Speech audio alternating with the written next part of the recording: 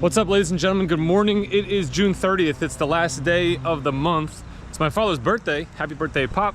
First thing we're doing today is we're gonna bring this Silverado in the back to have it cleaned up because this is going at 11 o'clock today.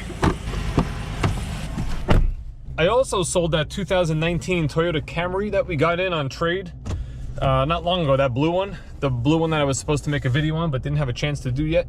That's actually all cleaned up, ready to go. However, it looks like the gentleman buying that car is not going to be here till tomorrow. He had to cancel his appointment this morning. So I'm going to pull that out of the wash bay. We're going to pull this in, and then we're going to talk a little bit about that Toyota Camry.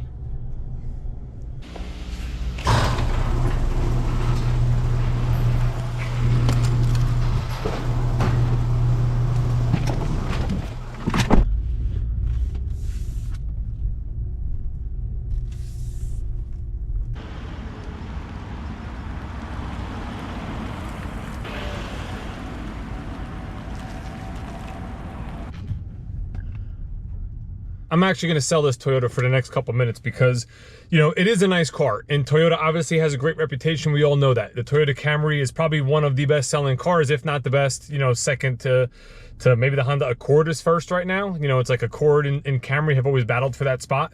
That spot is always a position that Chevrolet has fought for to try to get back. You know, in my opinion, in the mid-90s, American cars kind of went downhill. The Japanese cars came up, you know, and it was very hard to come back from that. And I personally experienced that when I started here in 04, 05, 06, 07. It was the 08 Malibu, which was like the first car that actually was a competitor in the market, you know, that actually did well and it put some numbers up.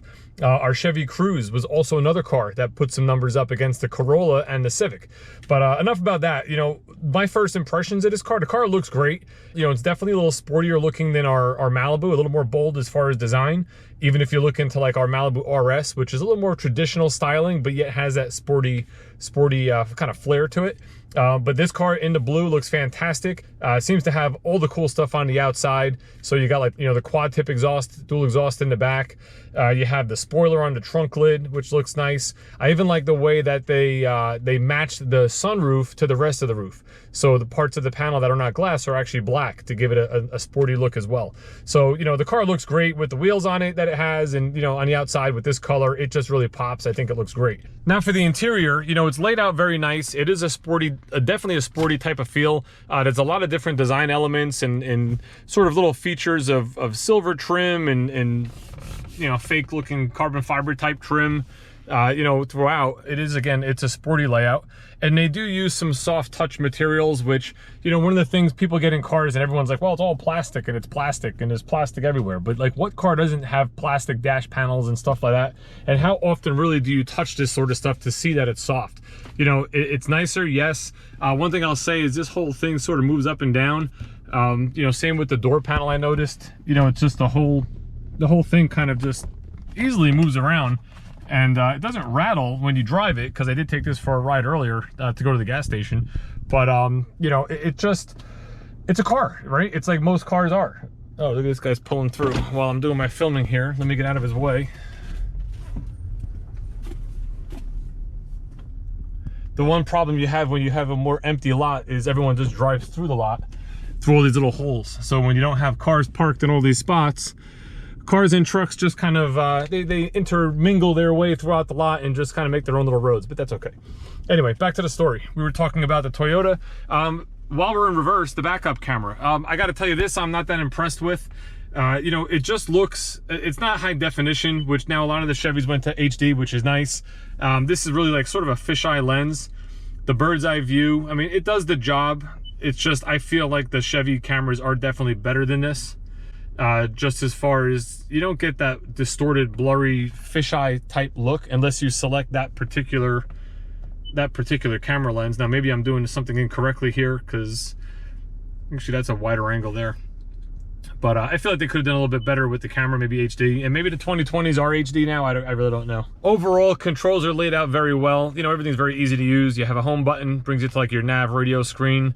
Menu button is going to bring it to all your different apps. Projection, I'm assuming it's going to be Apple CarPlay, Android Auto, just like the Chevrolets.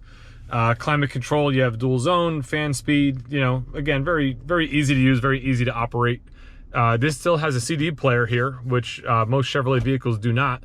So that's definitely a positive if you like listening to CDs. And I will say the radio system, and this is fantastic. This is a JBL system. Let me just tune to something here. What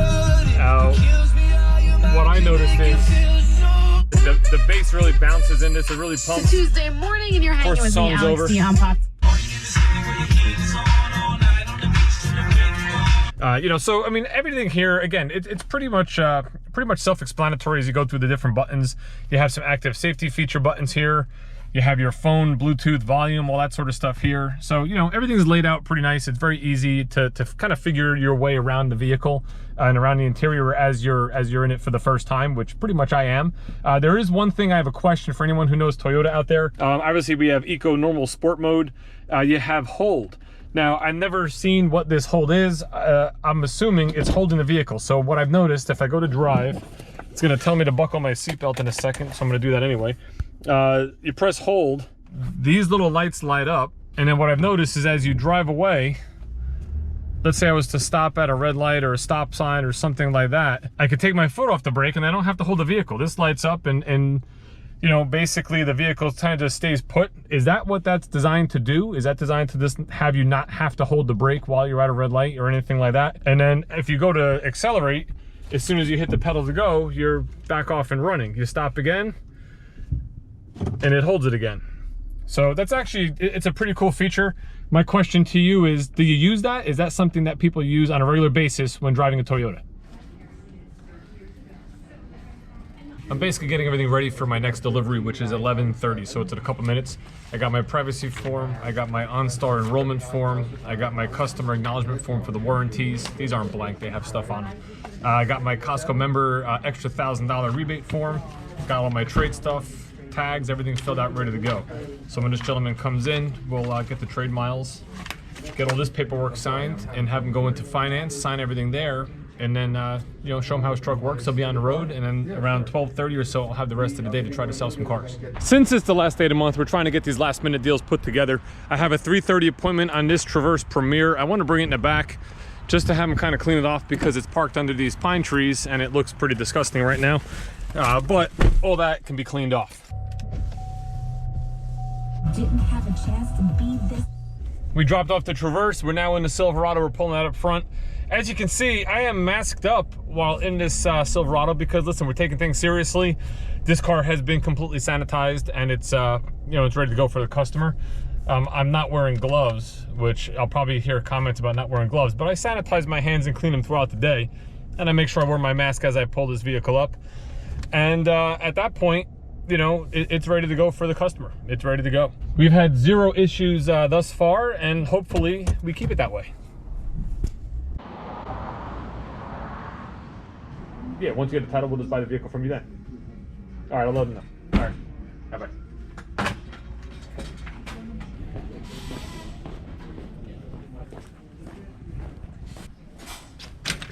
Hey, what's up, dude?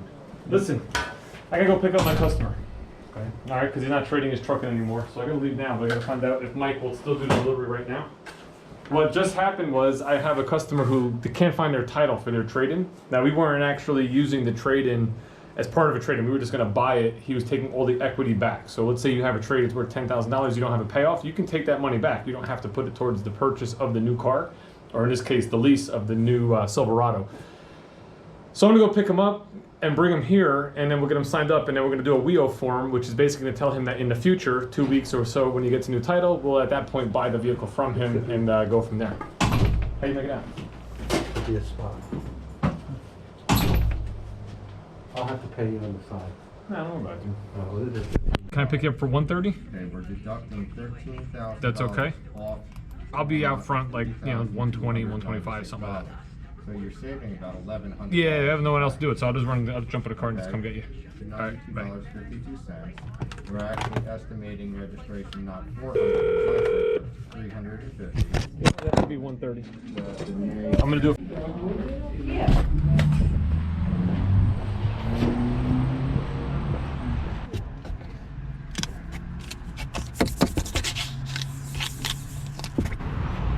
What's up, Tori? There's somebody here? There's somebody here. All right, so this is what we're gonna do. We're gonna try to do a behind the scenes play-by-play of what it's like to sell a car, because there's somebody here who needs assistance and I am available to help him. Only problem with that is she's not here to buy a car. What is she here to do? She wants someone to help her with something. She already got a car, but she needs to do something. As you can see, we got some clouds in the sky. So that just passed. It rained a little while. We got this over our head. Now, here's the thing. This Silverado was actually cleaned and detailed. And if you look, it got poured on. The sun came right back out, but no spots and nothing is dried on the paint because of these new ceramic type waxes and sprays that they use. So, I mean, this thing looks absolutely beautiful. It's all ready to go for delivery. And it was completely rained on like an hour ago, where it poured for 20 minutes or so. Again, the sun came right back out. You think it would just dry all the water on the truck and you'd have all those water spots, but nothing at all. It came out really good. So this gentleman will be here around 5. I have to go pick him up at his house because he's not trading his vehicle like we were discussing before. So we'll just handle that at a later date. And then I have an appointment coming in around 4:30, 5 o'clock to look at this. The numbers are done. Everything's basically ready to go. The question with this gentleman is, does he take advantage of the sales we have for June, or does he wait for July and see if anything's different? Now, he's got some things to lose because he's on the GM pull-ahead program, which will waive his final 2 payments. It's almost like $900. So that's waived. So let's say in July, they had maybe an extra rebate for 4th of July, but they don't put him on the pull-ahead list again because now he's only got 2 payments left. You know, so you're losing 900 to maybe gain 500 or 1,000. You really don't know. So I'm thinking he's just going to take advantage of 2 things. One, the programs now, and the fact that we actually have a vehicle that he likes in stock. Because inventory right now is the second problem. You know, it's a little thin right now. It's a little light. There's not much out there. So if you're out there shopping for a vehicle and you see something you like, you know, and the numbers seem good and you're happy, just jump on it. Take it. You know, take it while you can. I'm on my way to pick up my client to take delivery of the Silverado. I just had the appointment on the Traverse Premier. They decided that they're going to hold off. They're going to roll the dice and see what 4th of July brings, which, again, I don't think it'll be any worse. I think it could either be the same or be better.